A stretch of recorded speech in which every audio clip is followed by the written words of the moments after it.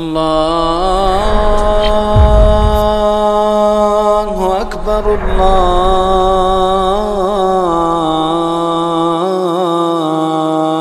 اکبر۔ عقل مکمل ہو جائے گی، اپنے آپ پر اعتماد مکمل ہو جائے گا۔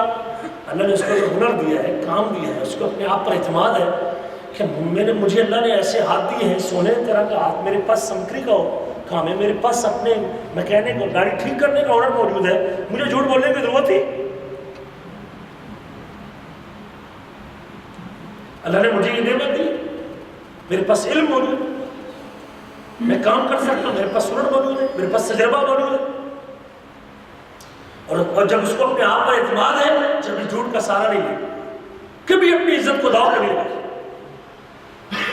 فرماتے ہیں جب وہ آدمی کی عقل پوری ہو جائے، دین مکمل ہو جائے، اپنے آپ پر اعتماد ہو جائے، یہ تین وجوہات ہیں جھوٹ بولنے کی: دین ناقص ہو، عقل کم ہو، یا پھر اپنے آپ پر اعتماد نہ ہو۔ جب یہ تینوں چیزیں، دین مکمل ہو جائے اور عقل پوری ہو جائے، اور اس کے ساتھ تیسری چیز کو اپنے آپ پر اعتماد ہو جائے، پھر یقین، اس کو یقین ہوتا ہے کہ ان اللہ قد کتب کل شیء وقدرہ، تقدیرہ، ہر چیز اللہ نے لکھی ہے، اور اللہ نے میری تقدیر میں جو لکھا ہے وہ مجھے مل کے رہے گا، وہ میرے سچ بولنے میں ملے گا، مجھے جھوٹ بولنے کا سہارا لینے کی ضرورت۔ میری تقدیر میں اگر لکھا ہے یہ چیز تو مل کے رہے گی، اس کا تقدیر پر ایمان ہوگا۔ اور آدمی سمجھتا ہے کہ جھوٹ بولنے سے کبھی حاصل نہیں کر سکتا، اگر اللہ نے میری تقدیر میں نہیں لکھا تو کبھی جھوٹ بول کر میں اس چیز کو اپنے مقدر میں نہیں لا سکتا جس کو اللہ نے میری تقدیر میں۔ یہ دین کے مکمل ہونے کی، اور کبھی جھوٹ بول کے اپنے نقصان کو دور نہیں کر سکتا، اگر اللہ نے اس کی تقدیر میں نقصان لکھا ہے تو کبھی جھوٹ بول کر نقصان کو دور۔ اور تیسرا کہ اگر وہ معاشرے میں اگر عزت، وقار، مقام چاہتا ہے اور اپنی اوپر مذمت اور اپنی ذلت اور رسوائی کو دور کرنا چاہتا ہے، تو اس کو پورا یقین ہے کہ اگر میرے رب نے میرے لیے عزت لکھی ہے تو دنیا کی کوئی ذات مجھے ذلیل نہیں کر سکتی، اور اگر ذلت میرے مقدر میں ہے تو دنیا کی کوئی ذات مجھے معزز نہیں بنا سکتی۔ یہ ایمان ہے اس کا، یقین جانے۔ یہ تین چیزیں جب بندے میں آتی ہیں، دین مکمل ہو جائے، اپنے آپ پر اعتماد ہو جائے، اور تیسرے نمبر پہ اپنی عقل مکمل ہو جائے، کم عقلی ختم ہو جائے، تو یقیناً وہ شخص کامیاب ہے معاشرے کے اندر، اور اس کے اندر یہ برائی نہیں ہو سکتی۔ لیکن یہ جب تین چیزیں کم ہو گئی، پھر یقیناً وہ اللہ کی ناراضگی کو دعوت دیتا ہے، اللہ کے غضب کو دعوت دیتا ہے۔ جھوٹ بول کے اگر اپنی عزت بچانا چاہتا ہے پھر بھی اللہ کے غضب کو دعوت دیتا ہے، جھوٹ بول کے اپنا مال بڑھانا چاہتا ہے پھر بھی اللہ کے غضب کو دعوت دیتا ہے، جھوٹ بول کے اگر کسی نقصان سے بچنا چاہتا ہے پھر بھی اللہ کے غضب کو دعوت دیتا ہے۔ اس کا تقدیر کا عنوان مکمل نہیں ہے۔ امام ماوردی کہتے ہیں کہ الکذب، جو جھوٹ ہے وہ ہر شر کی بنیاد ہے، ہر برائی کی بنیاد جھوٹ ہے، وَأَصْلُ كُلِّ ذَمٍ، اور ہر برے کام کی جو اصل اور جڑ ہے وہ جھوٹ ہے، کیونکہ اس کا انجام انتہائی برا ہوتا ہے، اس کا نتیجہ انتہائی خبیث نتیجہ نکلتا ہے جھوٹ بولنے کا۔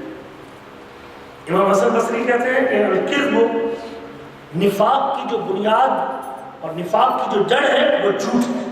حضرت عمر بن عبدالعزیز اپنے بعض عمال کو جب خط لکھتے تھے تو ان کی تربیت کے طور پہ کہا کرتے تھے ایاک ان تستعین بکذوب، کسی والی کو، کسی گورنر کو جب خط لکھتے تو کہا کرتے تھے کبھی کسی جھوٹے شخص کا تعاون نہ لینا،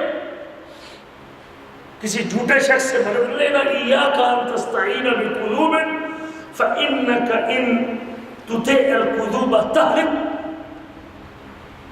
اگر تو کسی جھوٹے شخص کی پیروی کرے گا تو ہلاک ہو جائے گا اور برباد ہو جائے گا۔ ہلاکت کو دعوت دینا ہے، کسی جھوٹے شخص سے سہارا لینا، اور اس کے اس لیے اللہ کے رسول صلی اللہ علیہ وسلم نے جب یہ نبوت کی ذمہ داری اٹھائی اور اس عظیم پیغام کو لوگوں کے سامنے پیش کرنے سے پہلے آپ نے اپنی کون سی خوبی پیش کی تھی؟ سچائی کی۔ کسی مکی کو رسول کریم کی ذات پر یہ الزام لگانے کی جرات نہیں ہوئی کہ اللہ کے رسول نے کبھی زندگی میں ایک مرتبہ بھی جھوٹ۔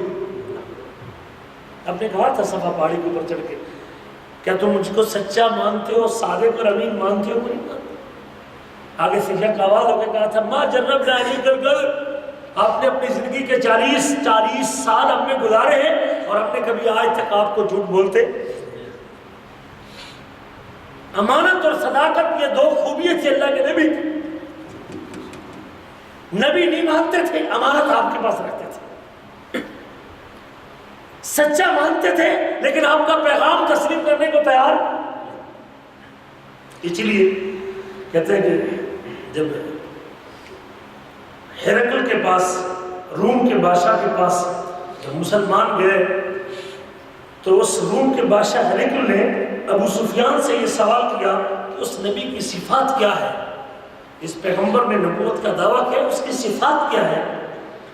کہنے لگا هل کنتم تتهمونه بالکذب قبل ان یقول ما قال، نبوت کے اعلان سے پہلے کیا کبھی تم نے اس کے اوپر جھوٹ کا الزام بھی لگایا؟ یہ روم کے بادشاہ ہرقل نے سوال کیا تھا ابو سفیان سے جب اس کے دربار روم میں پہنچا ہوا تھا، ابھی تک مسلمان نہیں ہوا تھا، اور اس نے چند سوالات کیے تھے نبی کریم کے بارے میں. کیا تم نے کبھی اس بندے پہ جھوٹ کا الزام لگایا ہے نبوت کے اعلان سے پہلے؟ ابو سفیان نبی نہیں مانتا تھا، رسول نہیں مانتا تھا، اللہ کے رسول کی رسالت پر ایمان نہیں رکھتا تھا، لیکن جملہ کیا بولا اس نے؟ قال اللہ، اس نے کبھی نبوت سے پہلے بھی جھوٹ. ہرقل کہنے لگا فما كان ليدع الكذب على الناس ويذهب، جس بندے نے زندگی بھر لوگوں کے اوپر جھوٹ نہیں بولا وہ اللہ کے اوپر کیسے جھوٹ بول سکتا ہے؟ اس بندے نے زندگی بھر لوگوں کے اوپر جھوٹ نہیں بولا اور جھوٹ نہیں باندھا، وہ اللہ کے اوپر کیسے جھوٹ بول سکتا ہے؟ رسول کریم نے تو کبھی مذاق کے اندر بھی جھوٹ نہیں بولا تھا. حضرت عبداللہ بن عمر رضی اللہ عنہ کے بارے میں آتا کہتے ہیں لَأَمْزَحُ وَلَا أَقُولُ إِلَّا حَقًّا، کہ اگر مذاق بھی کرتا ہوں، مزاح بھی کرتا ہوں تو وہی مذاق کرتا ہوں جو حق اور سچ ہوتا ہے، میں نے کبھی جھوٹا مذاق بھی نہیں کیا. یہ ان لوگوں کی تربیت اور ان لوگوں کی حالت تھی جو اللہ کے رسول کی مجلس میں رہتے تھے. جھوٹ بولنا قرآن مجید کا اگر آپ مطالعہ کریں اور پڑھیں قرآن مجید کو تو جھوٹ منافقوں کی صفات میں سے بنیادی صفت، مشرکین اور منافقوں کی صفات میں سے ایک سب سے بڑی صفت جھوٹ کو ذکر کیا گیا. قرآن نے اس کو کئی جگہوں میں اس کو بیان کیا ہے. یہ مذموم صفت ہے، اس کو اللہ نے حرام قرار دیا ہے. کسی مومن کے لیے زیب نہیں دیتا کہ وہ جھوٹ بولے. ایماندار کبھی جھوٹا نہیں ہو سکتا، مومن شخص کبھی جھوٹ نہیں بول سکتا. جس کے اندر ایمان موجود ہے، ایمان کا تقاضا یہ ہے کہ اس کو جھوٹ نہیں بولنا چاہیے.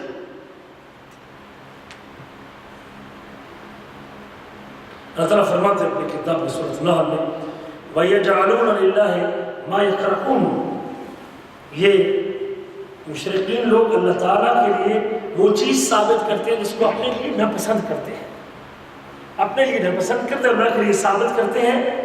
وَتَصِفُ أَلْسِنَتُهُمُ الْكَذِبَ، اور ان کی زبانیں جھوٹ بولتی ہیں، جھوٹ بیان کرتی ہیں ان کی زبانیں.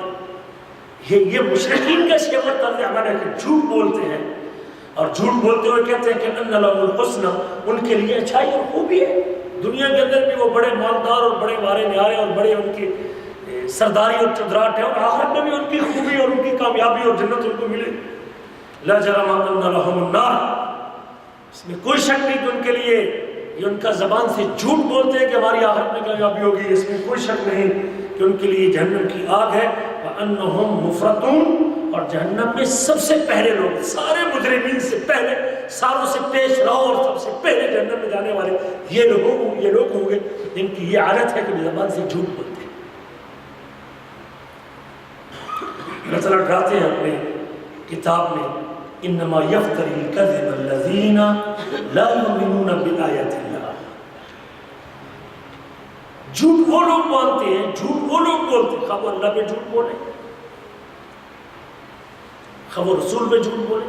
سب سے جھوٹ کی سب سے قبیح شکل اللہ کے اوپر جھوٹ بولے، سب سے بدترین شکل اللہ کے اوپر جھوٹ بولے، نبی کے اوپر جھوٹ بولے، دین میں جھوٹ بولے، شریعت میں جھوٹ بولے، سب سے بدترین شکل. اور یہ آپ معاشرے میں دیکھتے ہیں اس وقت ہمارے ماحول میں تو عام ہے نا، جھوٹ بولنے کے لیے لوگ نبی کریم کا سہارا لیتے ہیں. بڑے بڑے علماء اور خطباء اور ڈاکٹر اور انجینئر، ان کو کوئی حجاب اور کوئی حیا ہی نہیں آتا، کبھی خواب میں جھوٹ بول دیتے ہیں، جھوٹے خواب پہ اپنا عشق سنوارنے کے لیے اور اپنی چاہتیں پوری کرنے کے لیے سیاسی لوگ وہ جھوٹ بول رہے ہیں اور بیچ میں اللہ کے نبی کو لتھڑ رہے ہیں اور اللہ کے رسول کے ذمہ لگا رہے ہیں کہ اللہ کے رسول نے بھی یہ کہا ہے.